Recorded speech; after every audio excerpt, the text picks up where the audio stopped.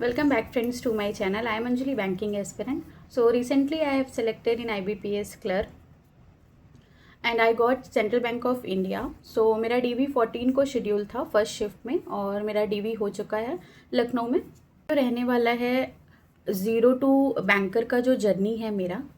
मेरा जो जर्नी रहेगा वो मैं इस वीडियो में शेयर करूँगी। मेरा जो जर्नी है अगर वैसे देखा जाए तो मैंने 2015 में 12th कंप्लीट कर ली थी अपनी, और 12th कंप्लीट करने के बाद 1 ईयर का गैप था। देन 2017 से मैंने प्रिपरेशन स्टार्ट की थी। मेरी मेरी बैंकर बनने की जो जर्नी थी वो इनिशियल स्टेज से नहीं थी।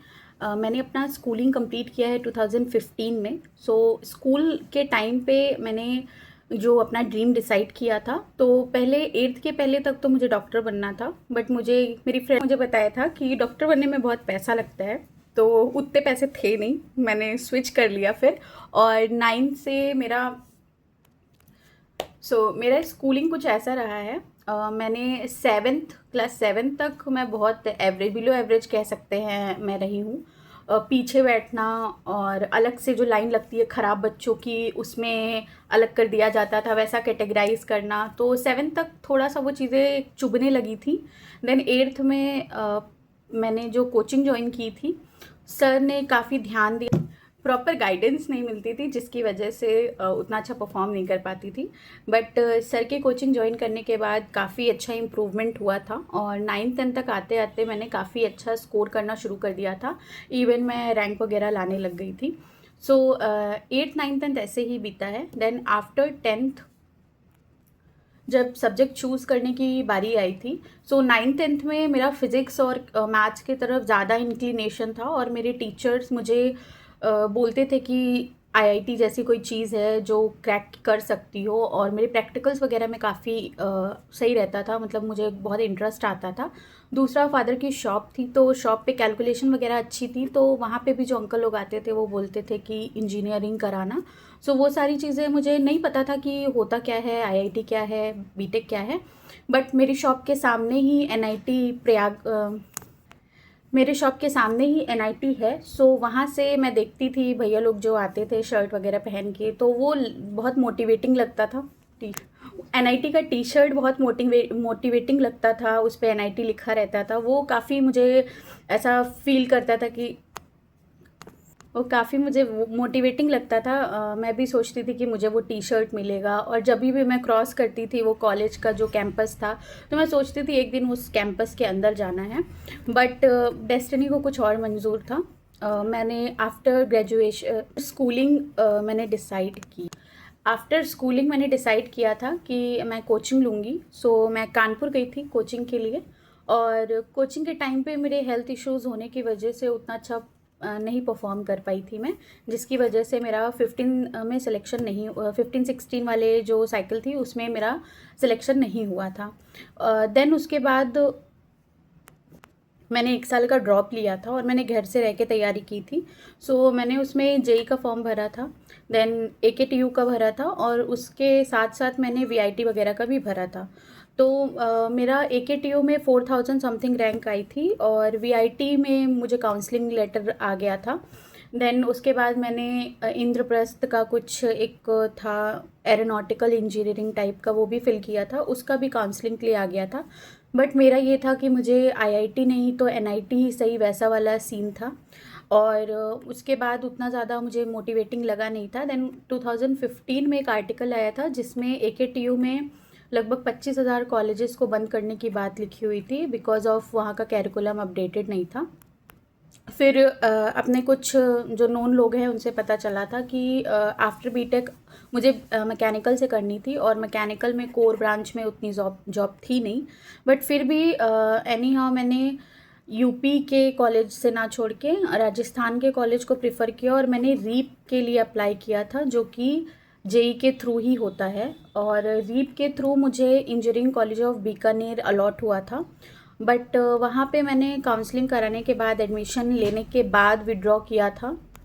ये जो विड्रॉल वाला फ़ेज़ था ये लगभग 10 से 15 दिन के अंदर ही हुआ था। मैं एडमिशन लेके आई थी, देन मैंने फ़ादर को बताया था, और उन्होंने बोला कि लोन के लिए वो नहीं अलाउ करेंगे। और भी उनको कुछ कुछ चीज़ें नेगेटिव मेरे जो पैटर्नल साइड और मैटरनल साइड में भी एक दो लोगों ने बोल दिया था। बीइंग अ गर्ल मुझे पढ़ाना, इतना पैसा इन्वेस्ट करना और फिर डाउरी वाली चीज़ और भी सोसाइटी का जो भी रहता है, सो वो सब चीज़ें सुनने के बाद मेरे फादर ने उन्होंने लोन लेने से मना कर दिया था। और उसके बाद मैंने डिसाइड किया कि अब कुछ बड़ा फोड़ना है। और उस टाइम पे टीना डाबी सेलेक्ट हुई थी यूपीएससी में, फर्स्ट रैंक थी उनकी। वो मुझे काफ़ी मोटिवेट किया था और मैंने यूपीएससी की जर्नी स्टार्ट करने का सोचा। मैंने लगभग 150-200 इंटरव्यूज़ वगैरह देखे, काफ़ी कुछ इन्फॉर्मेशन कलेक्ट की मैंने। देन मुझे ये समझ आया कि एनसीईआरटी लेना है और पढ़ना है। उसके पहले तक मैंने 10th में सोशल जो पढ़ी थी, वो सिर्फ पास होने के लिए पढ़ ली थी, क्योंकि मेरे जो कोचिंग वाले सर थे वो सोशल के टीचर थे। उतनी ही मुझे सोशल आती थी, बहुत ज़्यादा ऐसा इंटरेस्ट टाइप का नहीं था मुझे।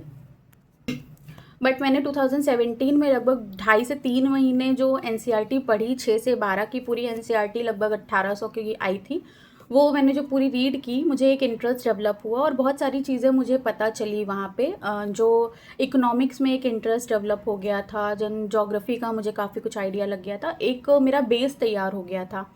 एट द सेम टाइम मुझे ये रियलाइज़ हुआ कि यूपीएससी जैसी स्टडी के लिए बहुत सारी चीज़ें मैटर करती है। आप फाइनेंशियली, फिज़िकली, इमोशनली हर तरीके से, एक तो आपको सपोर्ट चाहिए, दूसरा आपको उतना टाइम, डेडिकेशन, सारी चीज़ देनी होगी। मेरे पास ना उतना टाइम था, ना मेरे पास ये सारे रिसोर्सेज थे। यूपीएससी का जो प्लान था वो मैंने ड्रॉप कर दिया। देन उसके बाद जब मैंने सर्च किया तो मुझे सीजीएल और बैंकिंग के बारे में पता चला था। सीजीएल उस टाइम पे मैंने नहीं चूज़ किया था बिकॉज़ सोशल वगैरह में उतना कॉन्फिडेंस नहीं था। बट मैंने बैंकिंग की प्रिपरेशन स्टार्ट कर दी थी और मैंने बैंकिंग की प्रिपरेशन वही अपने होम टाउन से ही ऑफलाइन कोचिंग से की थी। वो मेरा पहला था ऑफलाइन कोचिंग, वहाँ से एक बेस बन गया था मेरा। और होपफुली जो टीचर्स थे वो काफ़ी सही थे। और मेरी बैच के बाद शायद उन्होंने अपना अलग से इंस्टीट्यूट भी ओपन कर लिया था। रिसेंटली मैं उनके फेलिसिटेशन में भी गई थी। फेलिसिटेशन का भी मैं लिंक स्क्रीन में कहीं शेयर कर दूँगी, आप देख सकते हैं। देन आफ्टर मेरी बैंकिंग जर्नी ऐसे ही शुरू हुई थी। इन 2019 मेरा ग्रेजुएशन कंप्लीट हुआ था और 2019 ऑनवर्ड्स मैंने बैंकिंग पे ही फोकस किया है। साथ में मैंने सीजीएल भी दिया है, एसएससी दिया है, बट मेरा मेजर जो उस पे था सीजीएल पे ही था। सीजीएल 100% प्रिपरेशन के साथ नहीं किया है, बट हाँ प्रिपरेशन ठीक ठाक थी, जिसकी वजह से मुझे 22 में मेंस में 276 अराउंड समथिंग मिले थे और कट ऑफ शायद 284 गई थी। देन 23 में मैंने नहीं दिया था, 21 वाला मेरा स्किप हो गया था, फ़ोटो का कुछ इशू हुआ था। एंड 24 में मेरा क्वालिफाई हुआ था। मेरे 316 अराउंड समथिंग मार्क्स थे, बट उसमें भी कोई पोस्ट नहीं मिली थी। एंड देन 25 में तो बिना प्रिपरेशन मैंने दिया था और उसमें क्वालिफाई नहीं हुआ था। बैंकिंग जर्नी की बात करूँ तो 2019 ऑनवर्ड्स मैंने सारे ही एग्ज़ाम्स दिए हैं। 19 में मैंने सिर्फ आईबीपीएस, पीओ और क्लर्क दिया था।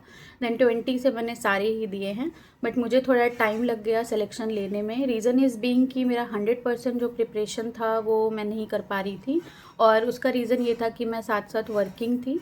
मैं 2016 से ही ट्यूशन्स, उसके पहले से भी कर रही थी, बट अगर मैं वैसे बोलूँ अर्निंग के पर्पज़ से तो मैं 2016 से ही अर्निंग स्टार्ट कर दी थी मैंने। मेरा साथ साथ होम ट्यूशन चलता था, जिसकी वजह से कहीं ना कहीं मेरी प्रिपरेशन हैम्पर होती थी। और 19 के बाद से तो मैंने पूरी तरीके से मेरा जो सेकेंड हाफ़ रहता था वो ट्यूशन्स में ही जाता था, फर्स्ट हाफ़ में मेरी प्रिपरेशन होती थी। देन 2024 में मैंने पहले एक बारी कभी सोचा रहा होगा कि मैं 26 तक इस्टेब्लिश हो जाऊंगी, बट 2024 में जब मेरा 26 हुआ तब तक मेरा कुछ हुआ नहीं था। तो मैंने ऐसे ही बहुत रोते रोते बोला था भगवान से कि अगर अब नहीं होगा तो फिर मैं छोड़ वोड़ दूँगी। देन एसबीआई अप्रेंटिस का मैंने फ़िल किया था 23 वाला, 24 जुलाई में आई थिंक उसका रिज़ल्ट आया था और पहला वही मिला था मुझे। देन 3 महीने मैंने वहाँ काम किया था। उसके बाद आईपीपीबी एग्जीक्यूटिव का मैंने भरा था 23 में, उसका रिज़ल्ट भी वेटिंग में था, वो मेरा 24 में क्लियर हुआ था। देन मैंने 24 नवंबर उसको ज्वाइन किया था। कांकेर छत्तीसगढ़ मुझे अलॉट हुआ था और 1 साल वहाँ पे सर्व करने के बाद 2025 नवंबर में मैंने डिसाइड किया कि मैं अपनी प्रिपरेशन को कंटिन्यू करूँगी और 100% प्रिपरेशन को दूँगी। सो वो मैंने डिसाइड किया एंड देन मैंने क्विट किया, मैंने स्विच किया, वापस से घर आके प्रिपरेशन की और रिज़ल्ट ये है कि मैं सेंट्रल बैंक ऑफ इंडिया में सेलेक्टेड हूँ एज अ CSA। सो ये मेरी पूरी जर्नी रही है। मेरी पूरी जर्नी के टाइम पे कभी भी ऐसा नहीं रहा है कि मैं बहुत ब्रिलियंट स्टूडेंट रही हूँ, एवरेज स्टूडेंट ही थी मैं थ्रू आउट। बाद में मेरा वो आफ्टर 8th इम्प्रूवमेंट हुआ है और प्रिपरेशन में भी मैंने कोई ऐसा बहुत हार्डवर्क वैसा नहीं किया क्योंकि मेरे पास उतना टाइम नहीं होता था, जिसकी वजह से मुझे थोड़ा डिले हुआ। बट एट द एंड अगर आपने हार्डवर्क किया है तो कहीं ना कहीं वो आपको उसका जो रिज़ल्ट होता है वो मिल जाता है। प्रिपरेशन फेज़ में मुझे ये लगता था कि PO ही बनना ही सब कुछ होता है, बट विद द टाइम मुझे रियलाइज़ हुआ कि RBI जैसी चीज़ होती है, RBI असिस्टेंट या फिर RBI गेट B जैसी भी चीज़ होती है। और अभी मैं जिस सिचुएशन में हूँ, जो भी एक्सपीरियंसेस मेरे पास हैं, वो सारी चीज़ों को 1.5 साल लगभग बैंकिंग इंडस्ट्री में देने के बाद मुझे ये समझ में आया है कि अगर आपको एक बैलेंस्ड लाइफ चाहिए, वर्क लाइफ बैलेंस भी चाहिए, और अगर आप होम पोस्टिंग वगैरह को भी प्रेफर करते हो, so for me being a girl, मुझे जो मेरी रिक्वायरमेंट्स हैं, मैं एल्डेस्ट हूँ घर की, तो वो सारी चीज़ों को देखते हुए मुझे ये लगता है कि मेरे लिए CSA का जॉब अभी के लिए बेस्ट रहेगा। इसके साथ साथ मैं रेगुलेटरी बॉडीज़ पे ही फोकस करूँगी और इसके साथ में मैं JIB CIB के लिए भी अभी प्रिपेयर करूँगी। So this is my whole journey, hope you like it. So ये पूरी मेरी जर्नी रही है और ये मेरी जर्नी शेयर करने का सिर्फ रीज़न यही रहा है कि मेरी जो जर्नी है वो बहुत अप एंड डाउन से भरी हुई रही है।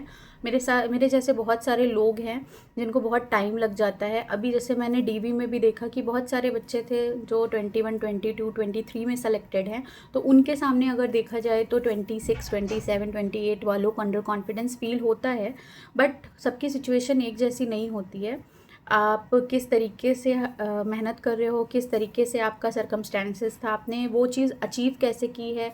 अगर आप वर्किंग हो तो नो डाउट आपको थोड़ा टाइम लग जाता है, बट एट द एंड आप भी उसी जगह पर हो जिस जगह पर वो हैं। सो वो जो टाइम होता है वो मैटर नहीं करता है। इसका एक बहुत अच्छा एग्जाम्पल है, मेरे क्लास में एक लड़की थी, उसने एम्स क्वालिफाई किया है 24 में और वो पास आउट है 2015 की। उसके साथ के जो भी बच्चे थे वो सब अपना जो भी उन्होंने लिया था BHMS या फिर MBBS, वो सब कंप्लीट कर चुके हैं और वो अब जाके एडमिशन ली है। तो इतना टाइम किसी जर्नी को देना अपने आप में बहुत बड़ी बात होती है। So this is it. Hope you like my video. If you like my video, then please do like my video, share my video and subscribe to my channel. Thank you.